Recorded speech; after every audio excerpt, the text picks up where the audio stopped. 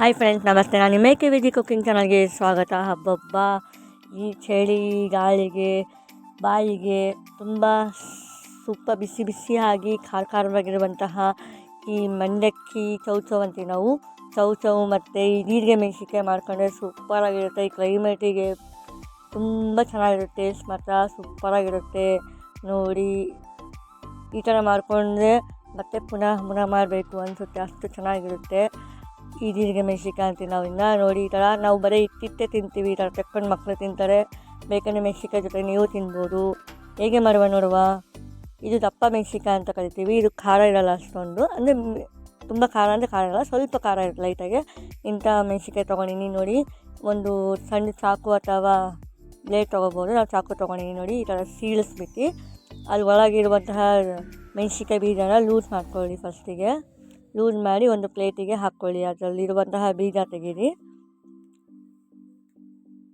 ನೋಡಿ. ಈ ಥರ ಎಲ್ಲ ಚೆನ್ನಾಗಿ ಮೆಣಸಿನ್ಕಾಯಿ ಬೀಜ ತೆಗೆದ್ಬಿಟ್ಟು ಕ್ಲೀನಾಗಿ ತಕ್ಕೊಂಡು ಸೈಡ್ ಇಟ್ಕೊಳ್ಳಿ ಫಸ್ಟು. ಇದೇ ಥರ ಎಲ್ಲ ಒಂದು 15 ಮೆಣಸಿನ್ಕಾಯಿ ತೊಗೊಂಡಿನಿ.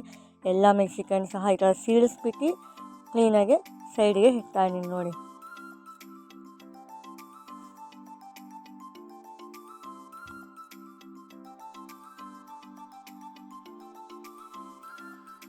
ಈಗ ಅದಾಗಿದೆ. ನೆಕ್ಸ್ಟು ಮಿಕ್ಸಿಗೆ 1 ಕಪ್ಪಷ್ಟು ಪುಟಾಣಿ ಅಥವಾ ಹುರ್ಗಡ್ಲೆ ತೊಗೊಂಡಿದ್ದೀನಿ. ಇದಕ್ಕೆ 2 ಟೇಬಲ್ ಸ್ಪೂನಷ್ಟು ಜೀರಿಗೆ ಹಾಕ್ತಾಯಿದ್ದೀನಿ. ಈಗ ನೆಕ್ಸ್ಟು ರುಚಿಗೆ ತಕ್ಕಷ್ಟು ಉಪ್ಪನ್ನು ಹಾಕಿ ಮಿಕ್ಸಿಯಲ್ಲಿ ಪೌಡರ್ ಮಾಡಿ ನೋಡಿ. ಈಗ ಪೌಡರ್ ಹಾಕ್ಕೊಂಡಿದ್ದೀವಿ ನೋಡಿ. ಇಷ್ಟು ಚೆನ್ನಾಗಿ ನೈಸಾಗಿ ಪೌಡರ್ ಮಾಡ್ಕೊಳ್ಳಿ. ಈಗ ಇದನ್ನು ಒಂದು ತಟ್ಟೆಗೆ ಸರ್ವ್ ಮಾಡಿ. ಸ್ವಲ್ಪ ನೋಡಿ, 15 ಮೆಣಸಿನ್ಕಾಯಿಗೆ ಎಷ್ಟು ಬೇಕೋ ಅಷ್ಟು ಪೌಡರ್ನ ಹಾಕ್ಕೊಳ್ಳಿ. ಇದಕ್ಕೆ ಮಜ್ಜಿಗೆನ ಹಾಕ್ಬೋದು, ಬೇಕಾದ್ರೆ ಸಿಹಿ ಮಜ್ಜಿಗೆ ಹಾಕ್ಬೋದು. ಕೆಲವೊಬ್ರು ಹುಳಿ ಬೇಕಂದವರಿಗೆ ಮಜ್ಜಿಗೆ ಹಾಕ್ಕೊಂಡು ಕಲಿಸ್ತಾರೆ, ಇಲ್ಲಾಂದರೆ ಸಿಹಿ ಮಜ್ಜಿಗೆನೆ ಅಥವಾ ಮೊಸರನ್ನ ಹಾಕಿ ಕಲಿಸ್ತಾರೆ ನೋಡಿ ಯಾವ ಥರ ಕಲಿಸ್ತಿದ್ದೀವಿ ಅಂತ.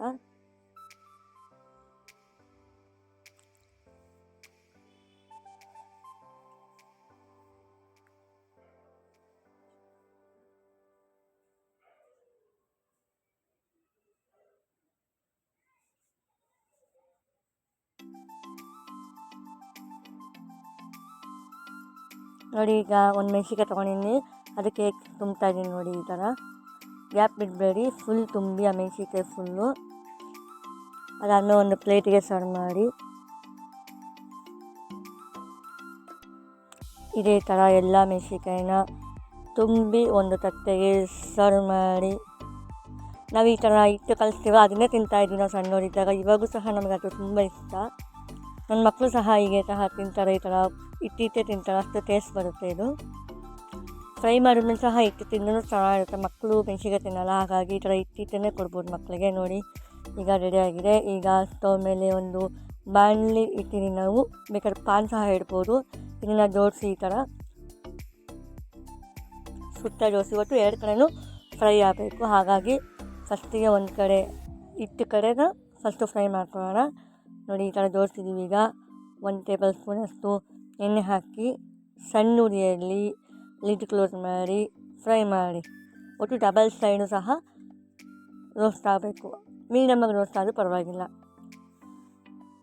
ನೋಡಿ. ಈಗ ಒಂದು ಕಡೆ ಆಗಿದೆ. ಈಗ ಇನ್ನೊಂದು ಕಡೆ ಸಹ ಈಗ ಫ್ರೈ ಮಾಡೋಕ್ಕೆ ಕೈ ಆಡಿ.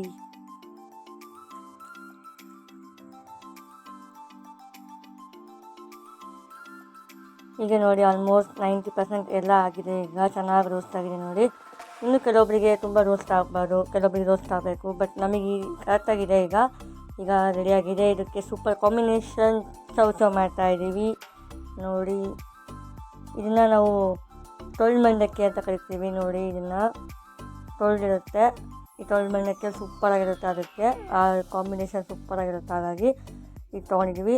ನಾವು ಮನೆಗೆ ಉಳಿದಿರುವಂತಹ ಹಸಿಮೆಣಸಿನ್ಕಾಯಿನ ನಾವು ಉಪ್ಪಾಕಿ ಚಿಲ್ಲಿ ಪೇಸ್ಟ್ ಥರ ಮಾಡ್ಕೊಂಡಿರ್ತೀವಿ.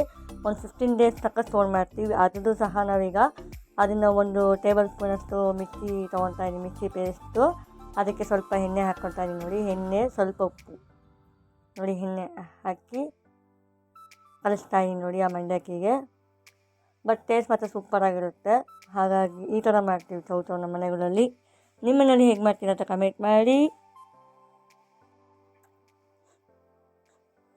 ಈಗ ಇದು ಕಲಿಸಿದ್ದೀವಿ. ಈಗ ಸಣ್ಣಗೆ ಹೆಚ್ಚಿರುವಂಥ ಈರುಳ್ಳಿ, ಟೊಮೆಟೊ, ತುರಿದಿರುವಂಥ ಕ್ಯಾರೆಟ್ನ ಹಾಕಿ ಇದನ್ನು ಸಹ ಚೆನ್ನಾಗಿ ಮಿಕ್ಸ್ ಮಾಡಿ. ಕೆಲವೊಬ್ಬರಿಗೆ ವೆಜಿಟೇಬಲ್ಸ್ ಜಾಸ್ತಿ ಬೇಕು, ಜಾಸ್ತಿ ಹಾಕ್ಕೊಳ್ಳಿ. ಬಟ್ ನಮಗೆ ಮೀಡಿಯಮ್ ಆಗಿ ಇರಲಿ, ಜಾಸ್ತಿನೂ ಬೇಡ ಸ್ವಲ್ಪನೂ ಬೇಡ, ಹಾಗೆ ಆ ಥರ ಮಾಡ್ಕೊಂಡಿದ್ದೀವಿ.